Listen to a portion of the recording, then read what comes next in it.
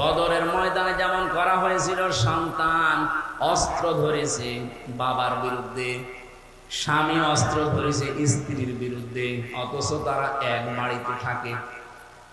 যুদ্ধ শেষ হয়ে যাওয়ার পরে বাড়িতে গেলেন সিদ্দিক আকবর হযরতে আবু বকর রাদিয়াল্লাহু তাআলা আনহুর সন্তান ডাক দিয়ে বললেন, বাবা, যুদ্ধের ময়দানে কিন্তু 3 বার আপনাকে আমি দেখতে পেয়েছিলাম, আপনি আমার বাবা, এই জন্য আমি কিছু বলি নাই।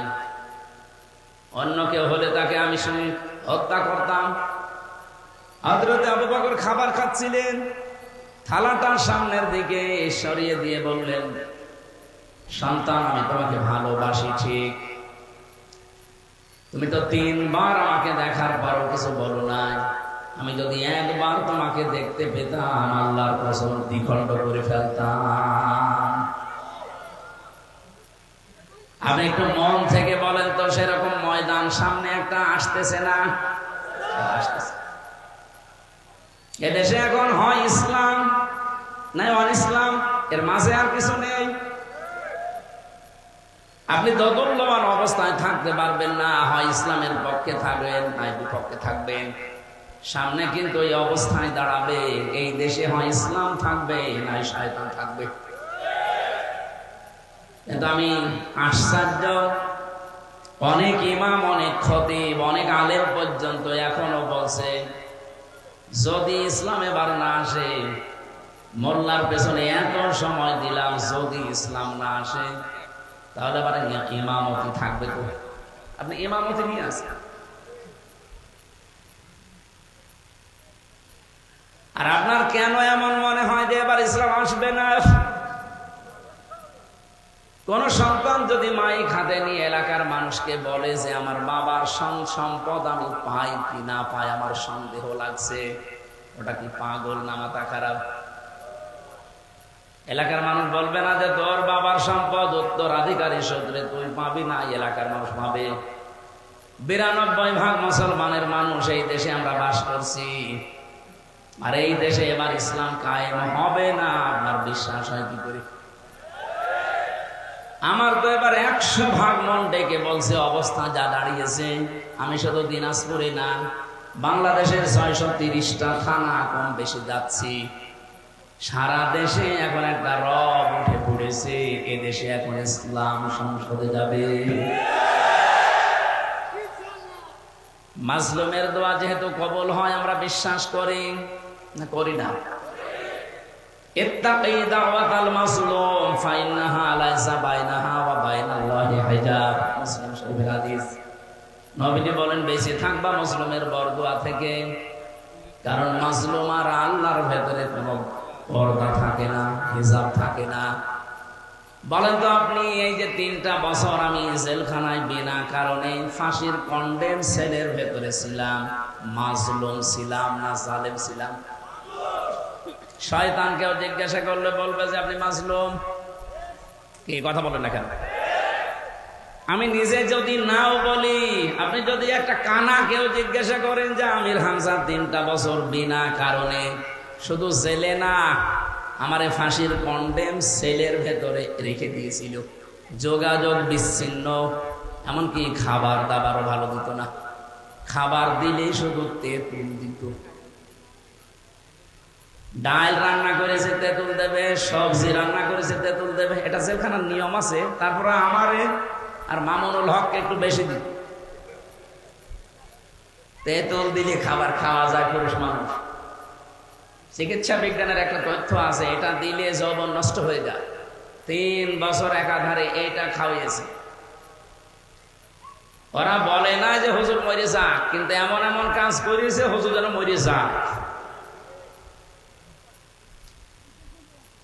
সেই হিসাবে আমি যেহেতু মাজলুম ছিলাম 3টা বছরে, আমার এতটুকু মনে আছে, অন্তত প্রায় প্রতিদিন তাহাজ্জুদের নামাজে এই দোয়া আমি কোনোদিন ভুলি নাই, আল্লাহ তুমি আর যাই করো চর্ম চোখে একটু দেখার সুযোগ করে দিও, 56,000 বর্গ মাইল তোমার কালাম দিয়ে চলছে। আমি বিশ্বাস করি যেহেতু মাজলুমের দোয়া আর আল্লাহর ভেতরে কোনো পর্দা নেই, কবুল হয়ে যায়। আমি আশা করছি আগামীতে দোয়া কবুল হওয়ার সম্ভাবনা 100% দেখা যাচ্ছে।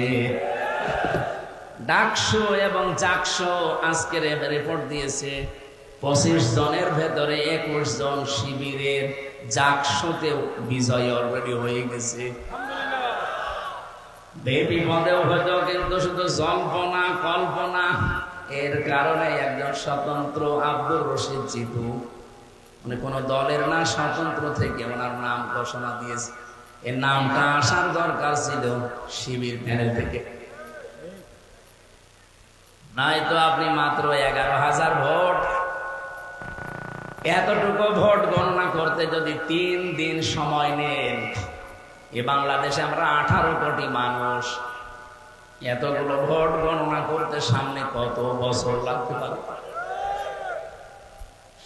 সুতরাং ডক্টর মোহাম্মদ ইউনূস সাহেব যারা দায়িত্বে আছেন, আপনাদের যে কাজকর্ম, আপনাদের যে অ্যাক্টিভিটি, সেটা কিন্তু জাতি বুঝে ফেলেছে যে আপনার এর আন্ডারে দেশে জাতীয় নির্বাচন সম্ভব না। একটা প্রতিষ্ঠানের নির্বাচনের ফল মাত্র 11,000 ভোটার, এটা যদি 3 দিন সময় লাগে, আপনি 18 কোটি মানুষ এই দেশে আমরা বাস করি, যদি ভোট হয় আপনার তো গণনা করতে 10 বছর লাগবে। তারপরও যে বিজয় 9 তারিখে আরম্ভ হয়েছে ডাকসু থেকে, আজকে 13 তারিখ। আমার তো মনে হচ্ছে এই 4.5 দিনের ব্যবধানে বাংলাদেশে বহু মানুষ একামতে দিনে অলরেডি যোগ দিয়েছে। গতকালকে কুষ্টিয়াতে দুপুর বেলা আমার হাতে প্রায় 18 জন বছর হুজুর চলে এসেছি, ভাব ভালো না, কারণ এতদিন একটা আশায় ছিলাম, এখন আর আশা করে করব কি? 28 জনের 23 জনই আপনারা। সুতরাং বড় কথা, আমরা একামতে দিন এই দেশে কায়েম করতে চাই। আমি বললাম আপনাদেরকে কালেমা পড়ানো লাগবে, বলছে না, কালেমা মুখস্থ আছে, শুধু আমরা অ্যাক্টিভ হতে চাই। আর ফরম পূরণ করে যেগুলো কাজ কারবার আছে, এটা তো আর অন্য জেনারেল দলের মতো না। বাংলাদেশ জামাত ইসলামী একটা বিশ্ববিদ্যালয়, এখানে আসলে আপনাকে একেবারে ধাপে ধাপে ওই জায়গায় পৌঁছিয়ে দেবে। পড়াশোনা করা লাগবে, চরিত্র সংশোধন করা লাগবে। কি আশ্চর্য একটা দল বলেন তো, বাংলাদেশে একটাই মাত্র দল আমি দেখতে পাচ্ছি যে দলে কোনো বাবা খোর নেই, কোনো ডাইল খোর নেই, এমনকি বিড়ি খোরও নেই। আছে? নেই। শুধু দিনাজপুরের কথা না, সারা বাংলাদেশ জামাত ইসলামীর কোন মানুষ বিড়ি খায় আপনি প্রমাণ করতে পারবেন না, যদি মন থেকে দল করে থাকে। আর যদি লোক দেখানোর জন্য দল করে থাকে, ও বিড়ি না, বাবাও খেতে পারে। অন্য কোন দলের লোক আমি এটা তো পাই না। এই জন্য অ্যাক্টিভ হওয়ার জন্য আহ্বান জানাচ্ছি। দিন কায়েমের জন্য ওনার নামটা আমি এই জন্য বারবার নিয়েছি, আপনারা নিজেরা 5-5, 10 বছর ওনাকে অলরেডি দেখেছেন। সুতরাং সামনে এখন দেখতে আর চিন্তা ভাবনা কোনো করার দরকার নেই। চিন্তা ভাবনা করার সময় চলে গেছে। আগামীতে এই বিশ্বাস নিয়ে ময়দানে বদরের মতো টিকে থাকবে যে হয় ইসলাম থাকবে, নাই শয়তান থাকবে। আল্লাহ আমাদেরকে কবুল করেন, বলেন আমিন। আলেম ওলামা যারা কথা বললেন এখানে, মাওলানা হোসাইন মাহফুজ চুয়াডাঙ্গা, মাওলানা মুকাররম হোসেন, হাফেজ মাওলানা শাহিনুর রহমান দিনাজপুরি সহ নাম না জানা সম্মানিত ওলামা ইকরাম, সামনে বসা মুসলমান ভাইরা, পর্দার আড়ালে তো আর নেই, ও তো সব সামনে চলে এসেছে। আপনারা ওই জায়গায় একটা কিছু দিতে পারেননি? সম্মানিতা মা এবং ভগ্নীগণ, প্রশাসনের ভাইরা এসেছে আপনাদের এই রানীর বন্দর থানা না সিরির বন্দর থানার অফিসার ইনচার্জ এসেছে আমাদের ভাই, আমাদের দায়িত্বশীল এবং প্রশাসনে যারা নিয়োজিত হয়ে বসে আছেন, বিভিন্ন জায়গায় দায়িত্বে আছেন। আপনাদের জন্য একটা সুসংবাদ আমিরে জামাতের পক্ষ থেকে আমি বলছি, আগামীতে যদি ইসলাম চায়, আপনারা যে 8 ঘন্টা ডিউটির পরে আরো ডিউটি করেন কিন্তু টাকা দেওয়া হয় না, এটা একটা বৈষম্য প্রশাসনের উপর। বাংলাদেশে শুধু এটা আমি পাইনি, বিশ্বের অন্যান্য দেশে আমি এটা পেয়েছি। বাংলাদেশে এটা চালু করা দরকার যে 8 ঘন্টার উপরে যদি সে পুলিশ হোক, বিডিআর হোক আর অন্য কেউ হোক, যারা দায়িত্ব পালন করবে তাদের ওই কয় ঘন্টা ওভারটাইম হিসাবে মাসের শেষে বেতন দেওয়া হবে। এরপরে ওনার যে 8 ঘন্টা ডিউটি, এর ভেতরে যদি সিরির বন্দর এখান থেকে 10-12 কিলো দূরে হয়, মনে হয় হবে নাকি? সিরির বন্দর কয় কিলো এখান থেকে? 14 কিলো। ওখান থেকে গাড়ি নিয়ে হয় মোটর সাইকেলে, না পিছন ভ্যানে এসেছে, যেভাবে হোক পুলিশের ওই ভ্যান গাড়িতে। এই যে যাওয়া আসা 14-28 কিলো পথ, এই যে খরচটা, এরপরে এখানে আসা, এখানে চা নাস্তা করা, খাবার খাওয়া, 1 টাকাও কিন্তু ওনাদের দেওয়া হয় না, সব ওর পকেটের ওই বেতনের টাকা। ও কি ওর বাবার দায়িত্ব পালন করছে না জনগণের? বলেন বলেন। তো জনগণের দায়িত্ব পালন করে এক বেলা খাবার খাওয়া লাগবে, এখানে চা নাস্তা আছে, এরপরে যাওয়া আসার খরচ আছে, এটা যদি ওর নিজের বেতন থেকে দেওয়া লাগে তো ও বাম হাতের ইনকাম করবে না করবে কি?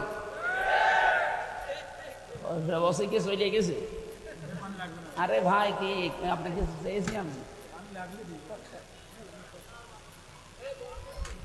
আমরা এই বৈষম্য সামনে দূর করবো ইনশাআল্লাহ। এরপরে আর একটা বিধান চালু করা দরকার। বিশ্বের অন্যান্য দেশে যেখানে শান্তি বিরাজ করছে বলে আমরা মনে করি, তারা কোনো নেতা খেতা নেত্রীর কথা শোনে না, ওরা চলবে ওদের আইজির কথা মতো। কিন্তু আইজি হওয়া লাগবে আবার নিরপেক্ষ। সে যদি আবার এই জাহাঙ্গীরনগর ভার্সিটির ভিসির মতো উল্টো পাল্টা হয়, তাহলে ফল গণনা করতে কয়দিন লাগবে? 3 দিন। কি আল্লাহর ওলি আমরা পেয়েছি গো, 11,000 ভোট বলতে যদি 3 দিন লাগে, ওনার কাছে আমেরিকা থেকে, ভারত থেকে, লন্ডন থেকে কোনো বার্তা না আসলে উনি কিছুই বলতে পারেন না। বলেন সুবহানাল্লাহ। আমরা এইরকম আইসি চাবো না, চাবো একদম যিনি মন থেকে মানবতার জন্য সব মানুষকে নিয়ে কাজ করতে পারবে, এরকম মানুষকে আমরা সামনে যাব। এখানে প্রশাসন তাদের আইসির কথা মতো যদি চলে না, দেশ ঠান্ডা করতে 5 বছর লাগবে না, 3 ঘন্টা ওরা ঠান্ডা করে ফেলবে। কারণ এগুলো তো আমি বাইরের দেশে যেয়ে দেখে এসেছি। সিঙ্গাপুরে পুলিশ নেই, সেখানে আমেরিকায় পুলিশ নেই, সেখানে এই যে মালয়েশিয়া পুলিশ নেই, ঠান্ডা করে রেখেছে। শুধু আইনটা প্রয়োগ আছে এই কারণে। কোন জায়গায় কোন রোগের কোন ঔষধ দেওয়া লাগে এটা সব চাইতে ভালো জানে কে? বলেন বলেন। ওই সব ঔষধের ভেতরে দেওয়া আছে, এগুলো শুধু প্রয়োগ করতে পারলে এই বাংলাদেশেও সিঙ্গাপুরের মতো ঠান্ডা হয়ে যায়। সম্মানিত উপস্থিতি, আমরা প্রশাসনকে এই সুসংবাদ দিয়ে আজকের তাফসীরুল কোরআন মাহফিল লিখেছি, এর আদলে কিছু কথা বলতে চাই। আল্লাহ যেন আমাদেরকে অল্প সময়ে এই নির্ধারিত তেলাওয়াতকৃত আয়াতের যে বিধানাবলী আছে এগুলো জেনে আমল করার সুযোগ দান করেন। আমিন। দরুদ আর সালাম পাঠ করছি রবিউল আউয়াল মাসের আজকে 19 তারিখ, আর মাত্র 11 দিন পরে মাসটা চলে যাবে। কিন্তু যেটা দিতে এসেছিল এই মাস আমাদের, আমরা কিন্তু নিতে পারি না। আমরা কে নিয়েছি?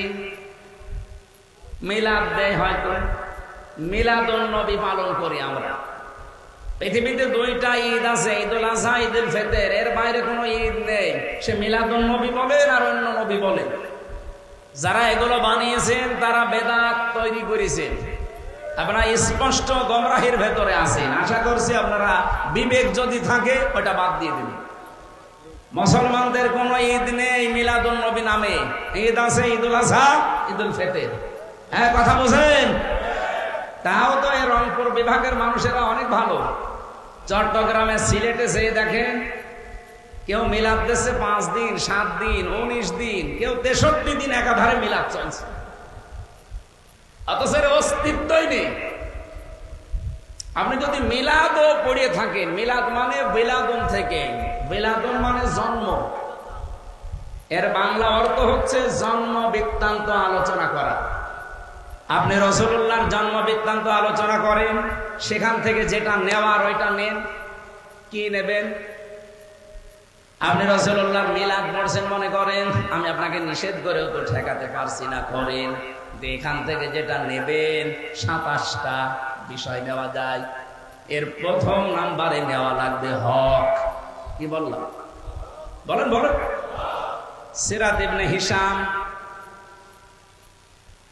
লেখক যারা ঐতিহাসিক তারা বলেন হযরতে হালিমাতুস সাদিয়া রাদিয়াল্লাহু তাআলা আনহা নবীজিকে এসে তায়েফ থেকে কোলে তুলে নিলেন, ডান স্তন তাকে দিলেন, তিনি পান করলেন, মন ভরে দুধ খেলেন।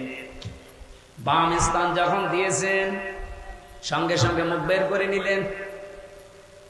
হযরতে হালিমা নিজে বলেন, আমি একবার, দুইবার, তিনবার মুহাম্মদকে আমার বাম স্তন মুখে দিয়েছি, তিনবারই মুখ বের করে দিয়েছে। চোখের ইশারা দিয়ে যেন আমাকে জানাতে চায়, মা হালিমা জোর করেন কেন? ডান স্তন এটা আমার অধিকার ছিল, আমি পান করেছি। বাম স্তন এটা আমার দুধ ভাই আব্দুল্লাহর অধিকার।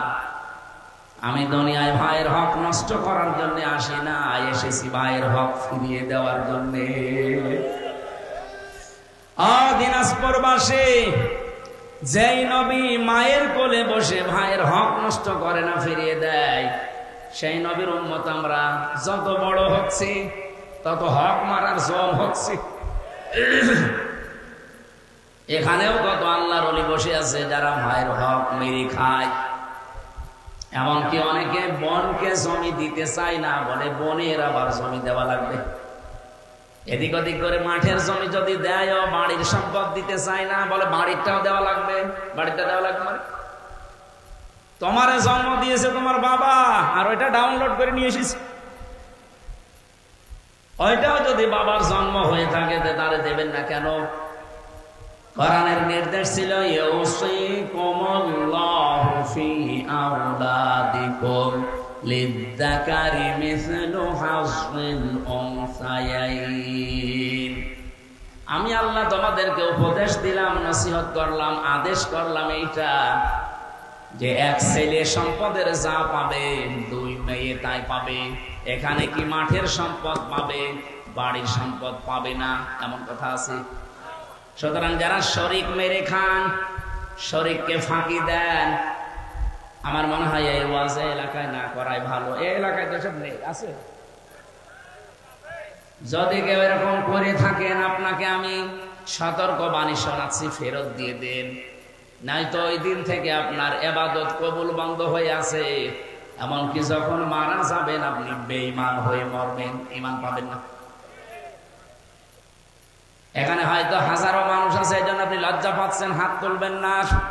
কিয়ামতের দিন আপনার কপালে লেখা থাকবে যে আপনি শরীক ফাঁকি দিয়েছেন। বলেন নাউযুবিল্লাহ।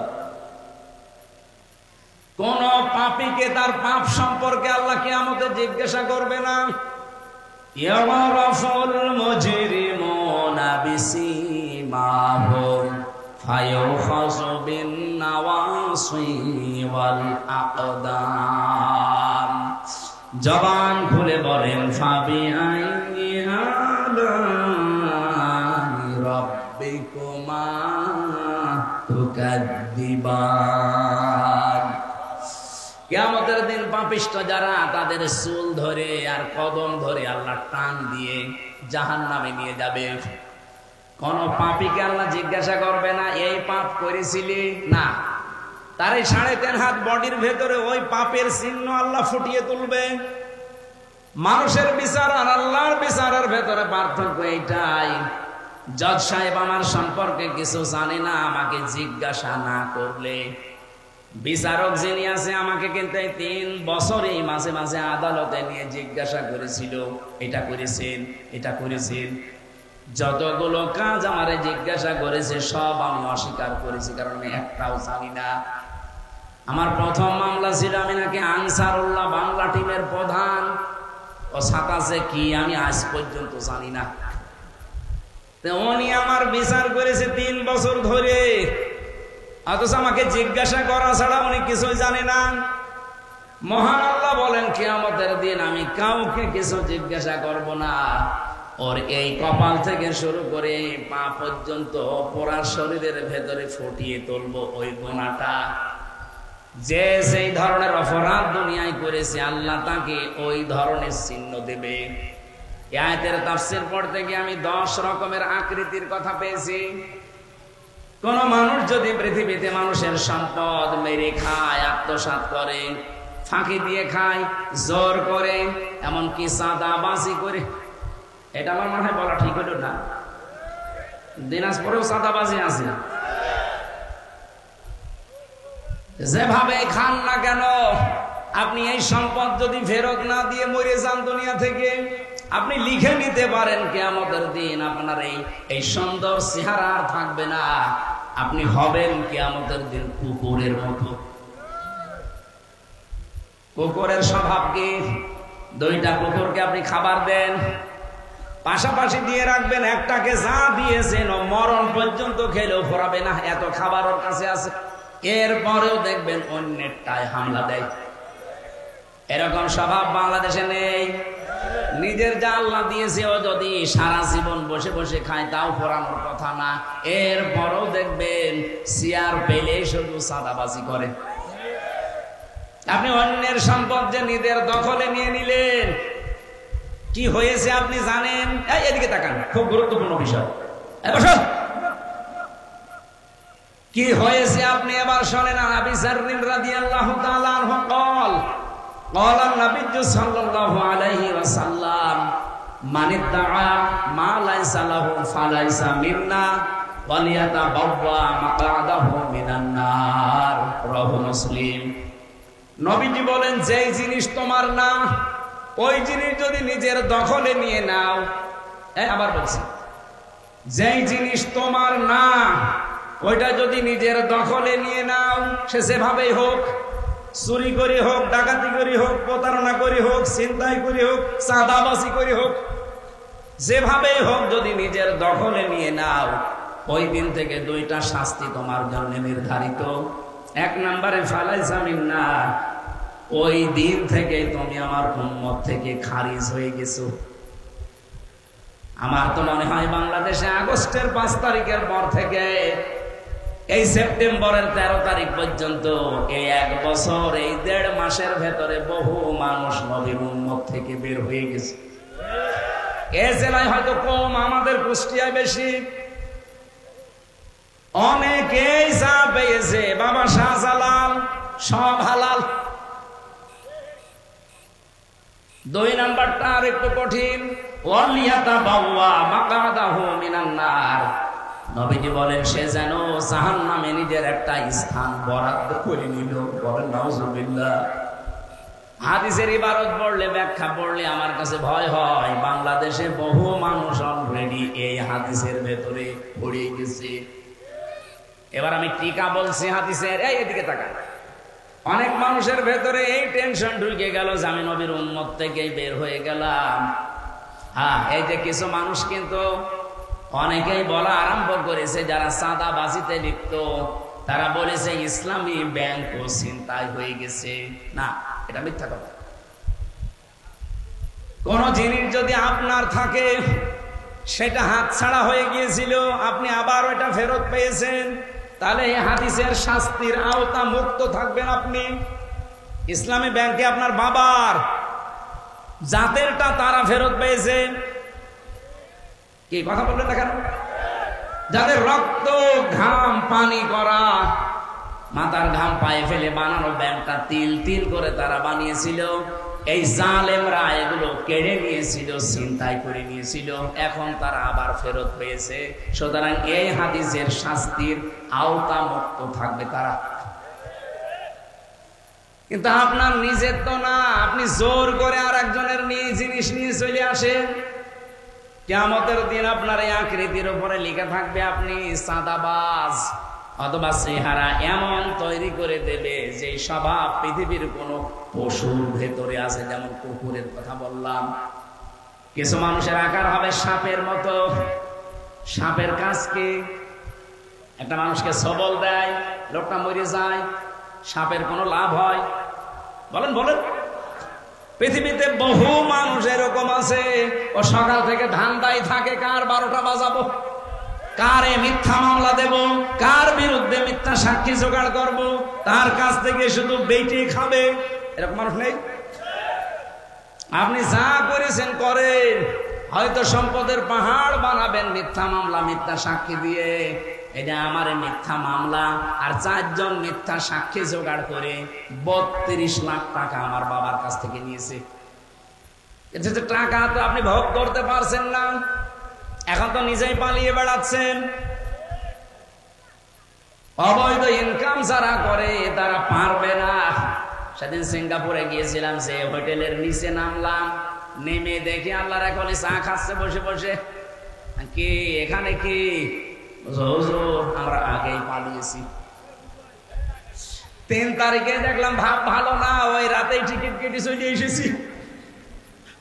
কেন আপনি হোটেলে আছেন এতদিন? কোথায় থাকবো? আপনার না 620টা বাড়ি, নাম শোনেনি লোকটার? ভূমি মন্ত্রী ছিল। 620টা বাড়ি তার। এই বাংলাদেশ আর বিশ্বের অন্যান্য দেশ মিলে আল জাজিরা রিপোর্ট দিয়েছে 620টা বাড়ি তার। মালয়েশিয়া গিয়েছিলাম, ওর বাড়ি আছে ওখানে সাহেব পাড়া, কানাডায় আছে বেগম পাড়া, সিঙ্গাপুরে ফ্ল্যাট আছে, থাকতে পারে না, সবগুলো তালাবদ্ধ, থাকে হোটেলে। এখানে থাকেন কেন? 20 লাখ বাঙালি আছে মালয়েশিয়া। বাংলাদেশ থেকে আমি এসেছি, চুরি করে আসি, যদি আমারে দেখে পিটিয়ে ভর্তা বানিয়ে ফেলবে। এই জন্য আপনি আমার জন্য দোয়া করেন। আমি মুখের ওপরে বললাম যে আপনার জন্য দোয়া আসবে, আপনাদের আমি দোয়া করবো। আপনি কি করেছেন যে আপনাদের আমি দোয়া আসবে? আমার বাবার একটা বাড়ি কুষ্টিয়াতে, তাই আমি থাকতে সময় পাইনি। বছরের প্রায় 6 মাস থাকি রাস্তায়, 3 মাস থাকি বাইরের দেশে, মাত্র 3 মাস বাড়ি থাকা হয়।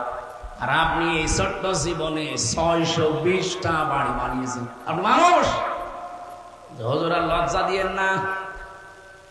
আপনাকে একটা গোপন কথা বলছি, ওই দিন থেকে আমি জানলাম যে বাংলাদেশে 100 টাকা বাজেট হয় একটা রাস্তার জন্য, ব্রিজের জন্য, মাত্র 3 টাকা খরচ হয়, আর 97 টাকা আল্লাহর ওলিরা খেয়ে ফেলে। এই ছিল দেশের অবস্থা। 100 টাকা খরচ করলে এই রাস্তাটা বানালে 100 বছর যাওয়ার কথা। 3 টাকা খরচ করলে কয়দিন যাবে? 3 মাসও যায়। আগামী থেকে এইটা আর এই দেশে হবে না। আমিরে জামাতের ঘোষণা, এই দেশ থেকে যদি সত্যি ইসলাম জায়গা মতো যায়, আর জামাত ইসলামী থেকে যারা এমপি হবে, মন্ত্রী হবে, ওরা যা বাজেট পাবে আগে জনগণের কাছে এসে বলা লাগবে। বাংলাদেশের অন্য কোন দলের প্রধানকে এটা বলতে বলেন তো দেখি, বুকে সাহস থাকলে বলুক। এত ওপেন গ্যারান্টি দিয়েও যদি কারো মন না পাওয়া যায়, আমার মনে হয় জাতির কপালে আবার বারবার আগুন লাগবে যদি ভুল করেন। আপনারা সত্যি বলেন তো, আমরা নিজেদের সাথে কি করছি?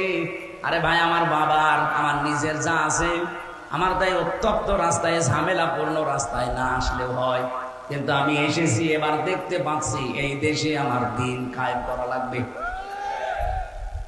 আজকে সূরা আরাফ যে পড়লাম, এর ভেতরে কিছু এমন গুরুত্বপূর্ণ তথ্য আয়াতের ভেতরে আছে। সূরা আরাফ নামকরণে পেয়েছি, এটা জান্নাত আর জাহান্নামের মাঝে একটা দেওয়াল আছে, প্রাচীর। ওখানে আল্লাহ কিছু মানুষকে বসিয়ে রাখবে, ওদেরকে আল্লাহ জান্নাতেও দেবে না, জাহান্নামেও দেবে না। সাহাবী প্রশ্ন করলেন, হুজুর ওরা জাহান্নামে যাবে না কেন? নবীজি বললেন, ওরা আর যাই করুক, দুনিয়াতে দিন কায়েমের জন্য কাজ করতো, এই কারণে আল্লাহ ওদের জাহান্নামে দেবে না। এই তথ্যটা আপনি সূরা আরাফের 46-47 নম্বর আয়াতের ভেতরে পাবেন। আমি বিস্তারিত লম্বা দলিল বলছি না, শুধু আয়াত নাম্বার বললাম। ওয়াবাইনাহুমা হিজাব ওয়া আলাল আ'রাফি রিজালুন ইয়ারিফুনা কুল্লাম বিসিমাহুম ইলা আখির আয়াত। বাড়ি যায় একটু আয়াতের তাফসীরটা দেখে নেবেন, তাহলে নামকরণ ক্লিয়ার হয়ে যাবে। আমার এখানে শিক্ষা হচ্ছে, আপনি যদি ইসলামী আন্দোলন দুনিয়ায় করেন, দিন কায়েমের জন্য যদি চেষ্টা করেন, রংপুর বিভাগের মানুষেরা কান খাড়া করে শোনেন, জাহান্নামে যাওয়া লাগবে না। হ্যাঁ, আপনি জান্নাত পাবেন না এটা ঠিক আছে, কিন্তু আপনাকে জাহান্নামে যাওয়া লাগবে না। প্রশ্ন আসতে পারে, জান্নাতেও যদি যেতে না পারি তাহলে ওখানে দাঁড়িয়ে থেকে করবো কি? হ্যাঁ, আমি বলছি আপনাকে জাহান্নামে তো অন্তত যাওয়া লাগছে না। আপনি জানেন জাহান্নামের শাস্তি 1 সেকেন্ডও সহ্য করার মতো না। দুনিয়ার আগুন তো যেখানে লাগে দেখি ওই জায়গায় চামড়া পুড়ে যায়। রব্বুল আলামিন বলেন জাহান্নামের আগুন এত উত্তপ্ত হয়ে গেছে, ওটা যেখানেই লাগবে আগে কলিজা পুড়ে যাবে। এই জন্য জাহান্নামে যেহেতু যাওয়া লাগবে না, কে কোন মতে আছেন, দলে আছেন, কোন ধান্দায় আছেন, সব বাদ দেন। জাহান্নাম থেকে মুক্তি পেতে হলে এই বাংলাদেশে এখন দিন কায়েমের আন্দোলনে থাকা লাগবে। আর শুধু ঠিক বললে হবে না। আল্লাহ পাক বলেন, আল্লাহু ইয়াজতাবি ইলাইহি মাইয়াশা ওয়া ইয়াহদি ইলাইহি মাইয়ুনিব। সূরা সূরার 13 নম্বর আয়াতের শেষের অংশ এটা।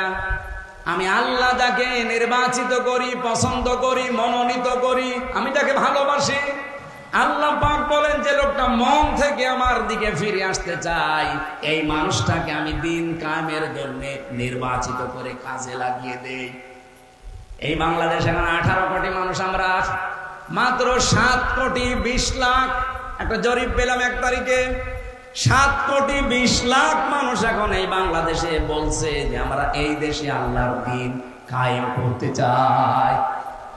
এই আয়াত অনুযায়ী এই 7 কোটি 20 লাখ মানুষকে আল্লাহ অলরেডি নির্বাচিত করে ফেলেছে, পছন্দ করেছে, মনোনীত করেছে। এই জন্য তাদের একামতে দিনের কাজে আল্লাহ লাগিয়ে দিয়েছে।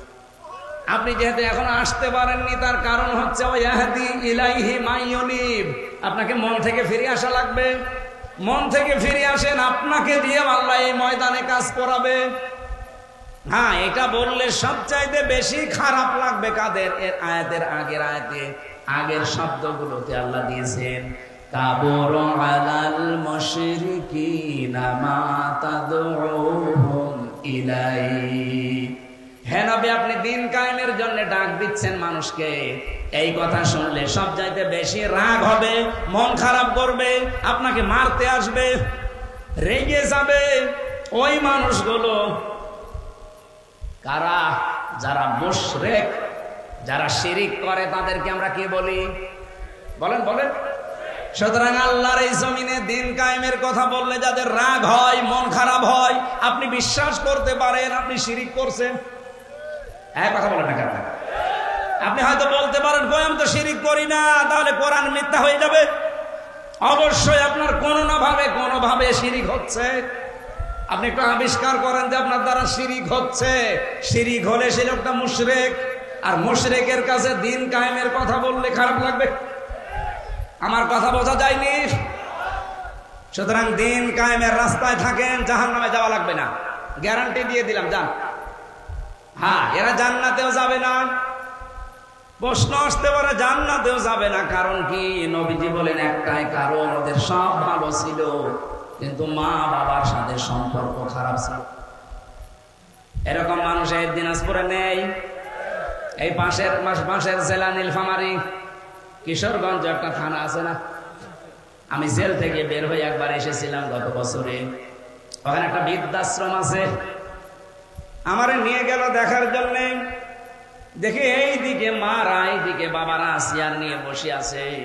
আমি একটু প্রশ্ন করার জন্য কৌতূহলে জিজ্ঞাসা করলাম যে কেমন আছেন। যে কয়টা মা বাবাকে জিজ্ঞাসা করেছে সব হাওমাও করে কাঁদছিল। একজন আমারে বলছে, হুজুর আমার 3টা ছেলে মেয়ে, 3টায় বাইরে থাকে, আমেরিকায় থাকে, লন্ডনে থাকে, অস্ট্রেলিয়ায় থাকে, অথচ আমি আজ বৃদ্ধাশ্রমে পড়ে আছি। আমি বললাম কাকে আপনি তাই মনে করেন? 2টা কথা বলেছিল এই মা ওই দিন। 1 নম্বরে দোষ আমার, কারণ এই 3টা ছেলে মেয়েকে আমি দিনের শিক্ষা দেইনি। প্রথম দোষই আমার, তাকে যদি দিনের শিক্ষা দিতাম। এই যে বৃদ্ধাশ্রমে এখন আমি পড়ে আছি, 24 ঘন্টা কোনো কাজ নেই, আমি এখন পড়াশোনা করি। কোরআনের হাদিসের ইসলামের ইতিহাসের বইগুলো পড়ে দেখছি আল্লাহ পাক তার নিজের পরে এই পৃথিবীতে স্থান দিয়েছেন মা আর বাবার। অথচ আমার 3টা সন্তানের কেউ জানেই না যে আমরা মা বাবা আল্লাহর পরে আমাদের স্থান। কেউ তারা আল্লাহর পরে হয়তো তাদের বউকে স্থান দিয়েছে, কেউ তো হয়তো তারা তার স্বামীকে স্থান দিয়েছে। আল্লাহর পরে স্থান কার? বলেন বলেন। আকবার রাব্বুকা আল্লা তা'বুদু ইল্লা ইয়্যাহু ওয়া বিল ওয়ালিদাইনি ইহসানা। আমি আল্লাহ রায় দিলাম যে আমার ছাড়া ইবাদত আর কারো হবে না, কিন্তু আমার পরে সেবা করা লাগবে, খেদমত করা লাগবে, খরচ করা লাগবে সাধ্য মতো মার বাবার। অথচ আমরা যে আল্লাহর পরে স্থান তাদের কাছে তারা জানে না। 1 নম্বরে এখানে একটা সূক্ষ্ম ষড়যন্ত্র অলরেডি বাংলাদেশে আরম্ভ হয়েছে। কারা করাচ্ছে আমরা সেটাও ধরে ফেলেছি। 1 থেকে 5 পর্যন্ত আজ গানের শিক্ষক নিয়োগ দিয়েছে, শরীর চর্চার শিক্ষক নিয়োগ দিয়েছে, কিন্তু 1 থেকে 5 পর্যন্ত 92% মুসলমানের এই দেশে একটা আলেম আজ নিয়োগ দেওয়া হয়নি। কথা বলেন না কেন? ডক্টর মোহাম্মদ ইউনুস, আপনি 2 জন নবীর নাম নিয়ে বসে আছেন। মোহাম্মদ একটা, ইউনুস একটা। কয় নবীর নাম? 2 নবীর নাম নিয়ে আপনি কি করছেন? আপনি তো ফেব্রুয়ারির 12 তারিখে নির্বাচন দিয়ে চলে যাবেন ঘোষণা দিয়েছেন, যান।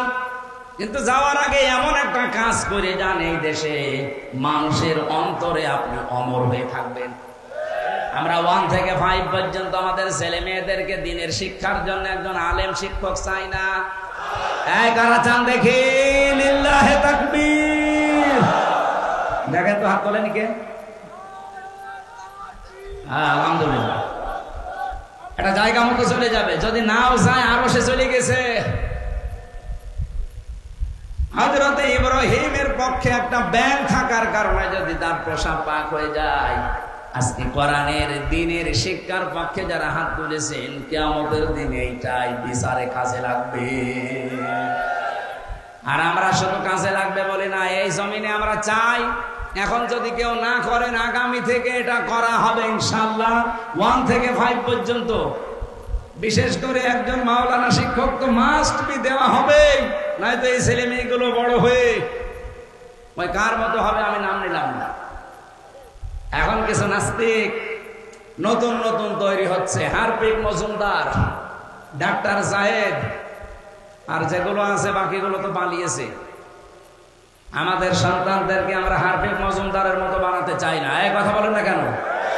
আমরা বানাতে চাই হযরত ওমরের মতো। আমার ভাইরা, পৃথিবীতে আল্লাহর পরে যাদের স্থান আল্লাহ দিলেন, সেই মার বাবার সাথে যাদের সম্পর্ক ভালো না, এই বৃদ্ধাশ্রমে মাটা আমাকে প্রথমে এটা বলেছে যে আমার এই 3টা ছেলে মেয়েকে আমি দিনের শিক্ষা দিতে পারি না, এই জন্য তারা বোঝে নাই। 2 নম্বরে আমার বৌমা গুলো আধুনিক, তারা আমার ছেলেদের মাথা খেয়েছে। মার বাবার যে স্থান, হক, অধিকার সেটা তারা দিতে দেয়নি। এই জন্য সন্তান বিবাহ দেওয়ার ক্ষেত্রে কমপক্ষে দিনদার পরিবার খোঁজ করা দরকার। আর দিনদার কি ফেরেশতারা আসমান থেকে ফেলে দেবে? এই দিনাজপুরে তৈরি করা লাগবে না। তার জন্য এই মাদ্রাসা। আপনার ছেলেকে মেয়েকে আপনি ডাক্তার, ইঞ্জিনিয়ার, বৈজ্ঞানিক বানান, অসুবিধা নেই। অন্তত এরকম মাদ্রাসায় 3টা বছর কোরআন আর হাদিসের মৌলিক কিছু শিক্ষা দিয়ে যে কোনো জায়গায় দেবে, আল্লাহর কসম কোনোদিন নাস্তিক হবে না। শেষ বয়সে ওই কিশোরগঞ্জের মতো আপনাকে বৃদ্ধাশ্রমে রেখে আসবে না। যা আরম্ভ হয়েছে এভাবে যদি চলতে থাকতো, শিক্ষা ব্যবস্থায় কি লাগিয়েছিল আপনি দেখেছেন? ক্লাস 5 এবং 8 আগে বৃত্তি পরীক্ষা ছিল, এখন আছে না? আছে, আগেও ছিল। কিন্তু ওই প্রথমে আমরা যখন 5 8 আমি বৃত্তি পরীক্ষা দিয়ে, ওই সময় 100 মার্কের কোরআন হাদিস ছিল। মাঝখানে এই 15.5 বছরে এই জালেমরা এসে এটা তুলে দিয়েছিল। ওই দাদাদের প্রেসক্রিপশন অনুযায়ী এখন থেকে আবার চালু হয়েছে, আমরা আশা করি এটা যেন বন্ধ না হয়। আর একবার 2001 সাল থেকে শুরু করে 25 সাল 24 বছরে তারা দাঁড়িয়ে গেছে আজ বিশ্বের মানচিত্রে। আর আমরা 54 বছরও দাঁড়াতে পারি নাই, শুধু এই নেতাদের কারণে। এই জন্য নেতা নির্বাচন এবার ভুল করবেন, ভুল করলে নিজের কপালে নিজে আগুন লাগাবেন। সাহাবী বললেন, হুজুর ওরা জান্নাতে যাচ্ছে না, কারণ শুধু মা বাবা বলে হ্যাঁ। এই জন্য আমরা নিজেরা সাবধান থাকি। অনেক স্ত্রীর কারণে হয়তো আমরা বাস্তবে মা বাবার খেদমত এবং তাদের হক 100% আদায় করতে পারি না।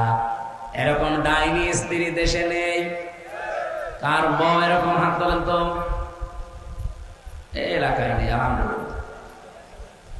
সম্মানিত মা বোনেরা, শুধু নামাজ পড়া, রোজা রাখা আর কালো বোরকা পরা ইবাদত না, শাশুড়িকে নিজের মায়ের মতো মনে করা ইবাদত। 100 ভাগের 98 ভাগ মহিলা এটা পারেও না, করেও না। এই কথা বলে না কেন? কি হয়েছে আপনার বলেন তো দেখি?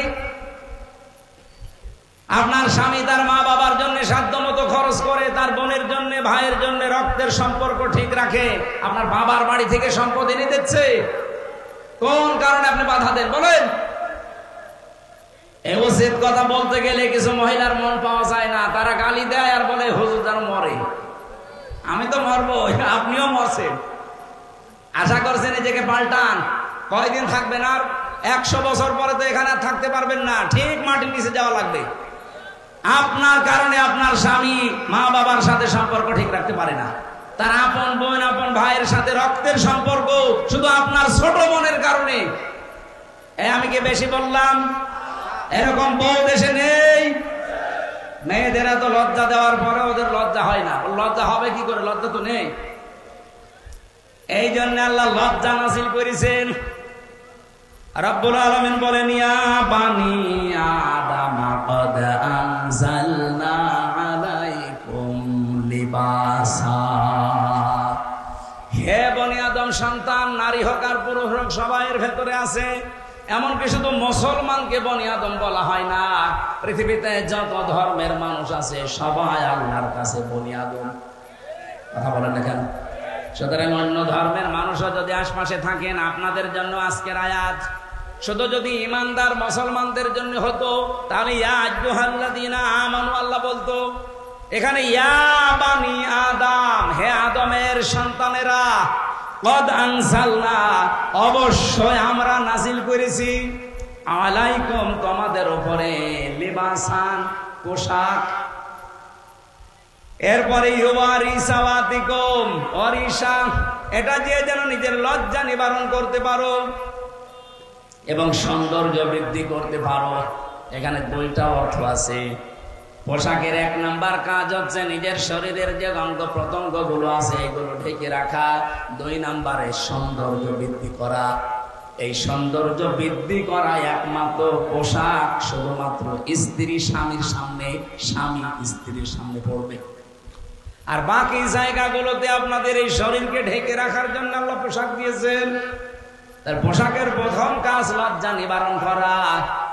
আমাদের শরীরের যে সমস্ত অঙ্গ প্রত্যঙ্গ গুলো মানুষ দেখলে উল্টা পাল্টা ধারণা করতে পারে, এইগুলো ঢেকে রাখার নির্দেশ কার? আরো জোরে বলেন। আমি আজকে একটা আয়াতের ব্যাখ্যা পড়ছিলাম।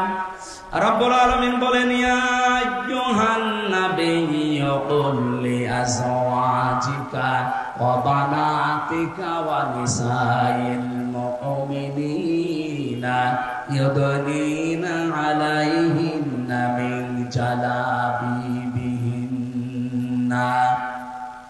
আল্লাহ ডাক দিয়েছেন, হে নবী, আপনার স্ত্রীদেরকে, আপনার মেয়েদেরকে। নবীজির যেহেতু ছেলে ছিল না, বেঁচে ছিল না, ছেলেগুলো সব আগেই বিদায় নিয়েছে, এই জন্য মেয়েদের নাম দিয়েছেন, আপনার মেয়েদেরকে, আপনার স্ত্রীদেরকে। আর এই পৃথিবীতে যারা মমিন বলে দাবি করে, এই মমিনা মহিলাদেরকে আপনি বলেন তারা যেন নিজের জেলবাব, তাদের যে পোশাকটা আছে এটা যেন টেনে দেয়। এই জন্য আমার এই আয়াতের মানে বিধানটা হচ্ছে, মেয়েরা, প্রত্যেক প্রাপ্ত বয়স্কা মেয়ে এমন একটা পোশাক পরা দরকার। চাদর বলেন, জেলবাব বলেন, আর ওড়না বলেন, যাই বলেন, সেটা যেন নিজের মাথা থেকে শুরু করে অন্তত পা পর্যন্ত দেখে যায়। পা পর্যন্ত যদি আপনি বাঁধও দেন, অন্য কোনো পোশাক দিয়ে ঢাকেন, মাথা থেকে শুরু করে অন্তত পেট পর্যন্ত যেন ঢেকে রাখা যায়, এরকম একটা পোশাক পরা আপনাদের জন্য ফরজ। ওই জামানায় যারা পোশাক আশাক করতো, কোরআনে কারীম তাদের একটা নিয়ম দিয়েছে, ওয়াকারনা ফি বুয়ুতিকুন্না ওয়ালা তাবাররাজনা তাবাররুজাল জাহিলিয়াতিল উলা। সূরা আহজাবের 33 নম্বর আয়াতে আছে, আল্লাহ বলেন, হে পৃথিবীর মেয়ে লোকেরা, জাহিলি যুগের মেয়েদের মতো রূপ সৌন্দর্য প্রদর্শন করে রাস্তাঘাটে বের হবে না। এখানে তাবাররুজের ব্যাখ্যা করতে গিয়ে আমি খাজেনের ভেতরে পেয়েছি, তাফসিরে খাজেনে 3টা বিষয় দেওয়া আছে।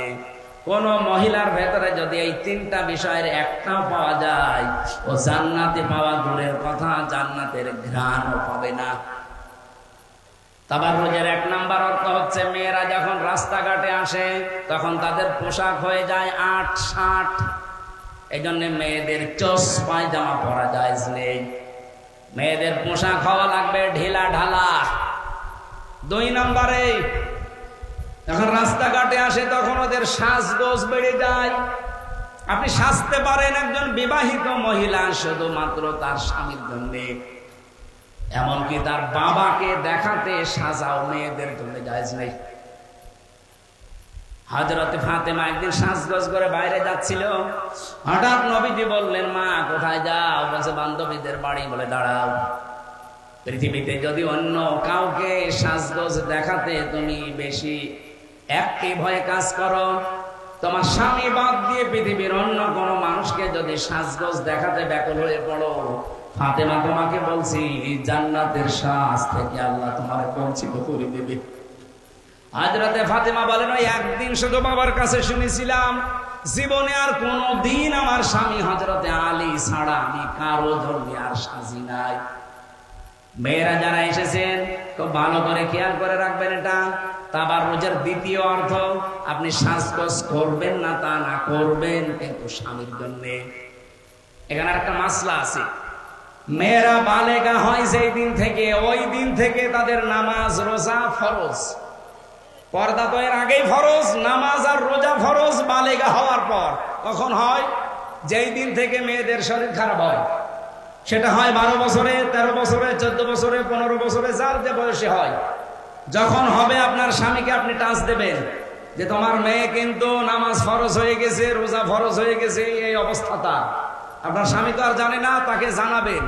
এরপরে কোনদিন যেন ফরজ নামাজ যতদিন আপনার বাড়ি থাকে ও যেন বাদ না দেয়। অনেক বাবা জানে না যে মেয়ের অবস্থা কি, এই জন্য তাকে ডাকেও না, বলে মেয়ে তো ছোট, অথচ সে যে বালেগা হয়ে গেছে বাবা তো জানে না, মা জানে না। সুতরাং মা যারা এসেছেন, আপনারা আপনার মেয়েটাকে যদি নামাজে উদ্বুদ্ধ না করেন, আদেশ না দেন, নাজালহুমা তাহতা আকদামিনা, কিয়ামতের দিন এই মেয়ে আপনার মুখের উপরে জোড়া লাথি দিয়ে জাহান্নামে নিয়ে যাবে। আল্লাহ আমার মাদেরকে অন্তত এই মাসলাটা একটু মেনে চলার তৌফিক দেন, বলেন আমিন। তাবাররুজের 3 নম্বর অর্থ, ওরা যখন রাস্তাঘাটে আসতে থাকে তখন মাজা হেলাদোলা করে চলে। 3টা বললাম অর্থ, বলেন তো আপনার ভেতরে কোনটা আছে? যদি একটা থাকে এই মুহূর্তেই নিজেকে পাল্টাবেন। সুতরাং পোশাক আশাক যেটা রিসা সৌন্দর্য বর্ধন করে, এটা শুধু স্বামীর কাছে খাস, বিছানার জন্য আপনার খাস। আপনি যদি বিছানায় নাইট ড্রেস পরেন এমন যেটা দেখলে আপনার স্বামী সন্তুষ্ট হয়, পরারই দরকার নেই। কিন্তু এখন দেখি নাইট ড্রেস পরে অনেকে রাস্তাঘাটে চলে আসে। যেহেতু পোশাক দিয়েছে আল্লাহ আমাদের শরীরকে কভার করার জন্য, লজ্জা নিবারণ করার জন্য, পৃথিবীর সব চাইতে দামি পোশাক আমার আল্লাহর কাছে ওয়ালিবাসুত তাকওয়া, তাকওয়ার পোশাক, এটা সর্বোত্তম। প্রশ্ন আসতে পারে তাকওয়ার আবার পোশাক কি? হ্যাঁ আছে। বাহ্যিক এই পোশাকের চাইতে সর্বোত্তম পোশাক যেহেতু তাকওয়ার, আমরা ব্যাখ্যায় পড়তে গিয়ে দেখলাম তাকওয়া মানে সচেতন হওয়া। তাকওয়া মানে আল্লাহর বিধি বিধান যেখানে যেটা পাবেন ওইটা ওইখানে মেনে চলার নাম তাকওয়া। তাকওয়া মানে দুনিয়াতে যে যে দায়িত্ব পাবে ওই দায়িত্বটা সুচারুরূপে আঞ্জাম দেওয়ার নাম হচ্ছে তাকওয়া। আপনার স্বামী বাইরে গেছে, আপনার দায়িত্ব আপনার সন্তানকে হেফাজতে রাখা, আপনার স্বামীর সম্পদ হেফাজতে রাখা। সব চাইতে বড় সম্পদ আপনার সতীত্বকে হেফাজত করা। এখন যদি আপনি এইগুলো না করেন, আপনার ভেতরে তাকওয়া নেই, যালিকা মিন আয়াতিল্লাহি লাআল্লাহুম ইয়াদাক্কারুন। নবীজি বলেন এগুলো আল্লাহর নিদর্শন। আল্লাহ বর্ণনা করছেন এই কারণে আশা করা যায় তোমরা এই উপদেশগুলো গ্রহণ করবা। আমার একটা হাদিস তেলাওয়াত ছিল মুসলিম ইবনে মাজাহ শরীফের। নবীজি বলেন আমার উম্মতের যখন দুরবস্থা চলবে, এই কঠিন অবস্থায় যদি একটা মরা সুন্নাতকে কেউ চিন্তা করতে পারে, তাহলে তার আমলনামায় 100 গলা কাটা শহীদের সওয়াব দেওয়া হবে। আমার এই ছোট্ট মাথা দিয়ে আমি চিন্তা করেছিলাম, দেখি তো মরা সুন্নাত কোনটা। টুপি মাথায় দেওয়া সুন্নাত, কিন্তু মরা না। কেউ দেয় কেউ দেয় না। এই যে জব্বা জামা গায়ে দিয়েছি, এটাও সুন্নাত। অনেকে পোশাকের সুন্নাত। ওই দেশে যেহেতু লম্বা জামার প্রচলন, এইটাও মরে যায়নি। আমরা অনেকে দিয়েছি, অনেকে দেয়নি। খাবারের পরে মিষ্টি খাওয়া সুন্নাত, এটাও মরা না। কেউ খায় কেউ খায় না। কথা বলে না কেউ। একটা সুন্নাত মরে গেছে। বিশ্বনবী 10 বছর এই কোরআন দিয়ে রাষ্ট্র চালিয়েছিলেন, ওই সুন্নাত বাংলাদেশে নেই। ওইটা কি ফেরেশতারা করবে? ওই সুন্নাত চিন্তা করা লাগবে না? এবার সুযোগ এসেছে ওই সুন্নাতটা চিন্তা করার। বাংলাদেশে 300 এমপির ভেতরে মোল্লা ভাই, আমির হামজা, এরকম 151 জন যদি এই কোরআন বুকে নিয়ে এবার সংসদে যেতে পারে, ওই সুন্নাত যদি এবার জারি হয়ে যায়, যারা এই সুন্নাতের পেছনে থাকবে 100 গলা কাটা শহীদের সওয়াব পাবে। আমি এই হাদিস এখন কেবল বানালাম। বলেন আপনি কোরআন হাদিস মানবেন না কি মানবেন, সেদিকে জানতাম। আশা করছি আপনি মেনে নেবেন। এই আয়াতের পরবর্তীতে যে কথাটা ছিল, ইয়া বানি আদামা ইম্মা ইয়াতিয়ান্নাকুম, না,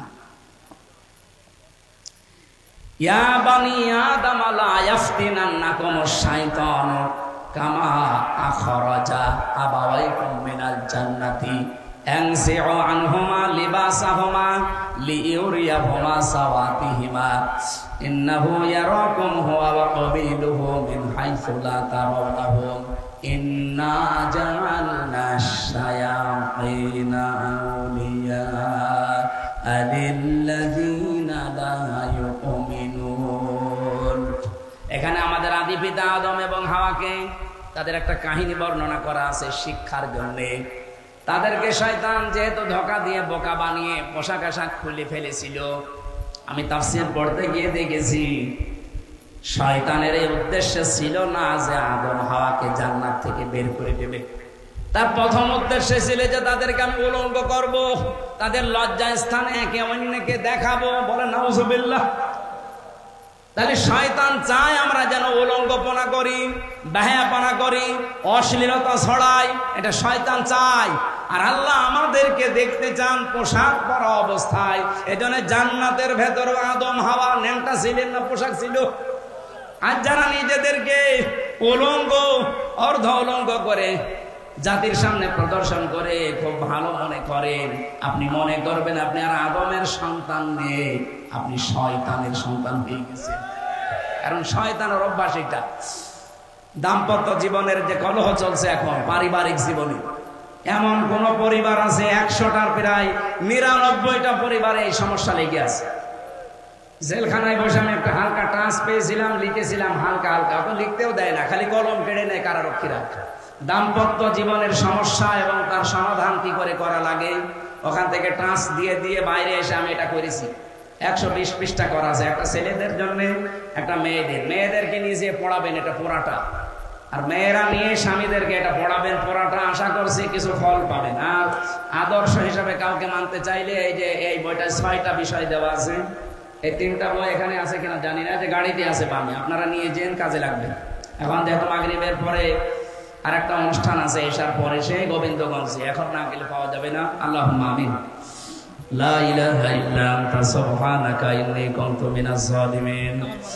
রব্বুল আলামিন, দিনের বেলায় সব কাজ বাদ দিয়ে কোরআনে কারীমের কিছু কথা শোনার জন্য যারা চাতক পাখির মতো বসেছিল,